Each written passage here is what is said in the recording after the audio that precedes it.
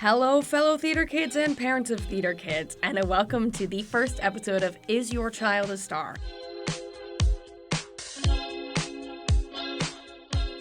Hello, everybody. My name again is Kayla Mollenhauer, and I am a theater artist in the Twin Cities area.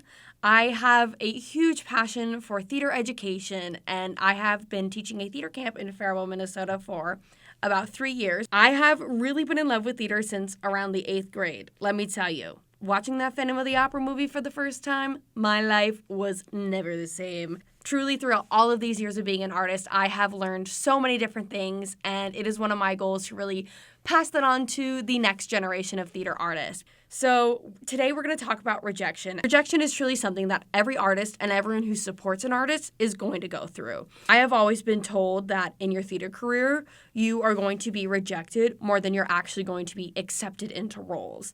So building that tough skin and that tough exterior is super duper important. Within my own theater career in the Twin Cities and in high school and in college, I have been rejected so many times, whether that not be getting in a show or not getting the exact part I want. Rejection is something that, I still have a hard time with it. It gets easier each time, but it doesn't mean that it still doesn't hurt me. And again, this is perfectly normal. One of my first auditions was in 8th grade, and I was auditioning for Grease at a local community theater with a bunch of adults. And let me tell you, they did not want me there with all of the adults. I just remember I couldn't even read sheet music yet, right? So I was literally up there going, "Summer lovin' had me a blast." Like, so fearful, which is definitely okay. It was my first ever audition, right? And I had to sing it with a doctor from our community, and it was awkward. I did not make it in that show, but I did learn a lot from that audition and how to prepare better next time. This week's episode is sponsored by Broadway HD, the premier streaming service for Broadway lovers. One of the best ways to learn is through watching, and this is so true in acting. Access hundreds of plays and musicals free for 3 months with the code STAR3 today. When you or your child aren't casted in a show or you don't get the part you want, it really does not mean that you're bad or untalented or not valued. A coping technique that I learned in college from a vocal teacher that I had who was on so many casting teams, so many casting tables, is the concept of apples and oranges. Sometimes you're an apple and the casting team is looking for an orange, and it doesn't mean that the apple is bad and that the orange is better. They're two completely different things. And apples and oranges are really both amazing in their own ways. So kidshealth.org gives these five tips for handling rejection, and I really enjoyed these as a director and a theater artist myself.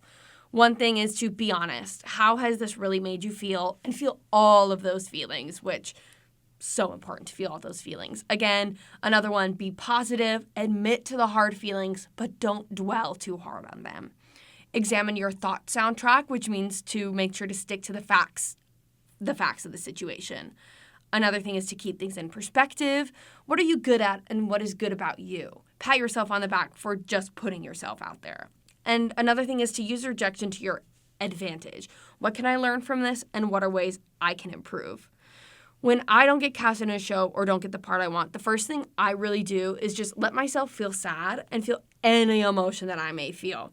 It's so important to not ignore and push down those feelings, because if you do, they're going to spill over into your work. I think that it is important to talk to a director after an audition, especially if you know them, about how they think my audition went. What did they think I can improve on? And doing this respectfully is a great way to network and to show that you really care about what you're doing and the art that you're doing. And the next thing that I do, again, is patting myself on the back for putting myself out there. I accomplished an audition, and that is something to be proud of, seriously. This portion of today's episode is sponsored by Squarespace. Creating your acting portfolio website is fast and easy when you use Squarespace. Squarespace has great pre-built website templates and AI tools to make your portfolio stand out in the crowd. Use code STAR20 for 20% off of your website domain today.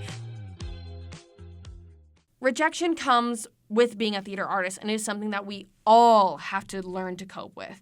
And helping your little artists work through those feelings will allow them to thrive in this industry. Remember to take everything as a learning experience seriously. I bring the question back to you. Do you guys have any funny rejection stories? What have you learned from rejection? Let me know in the comments, and be sure to tune in for next week's episode of Is Your Child a Star, where we cover auditions. Have a great week, guys. See you later.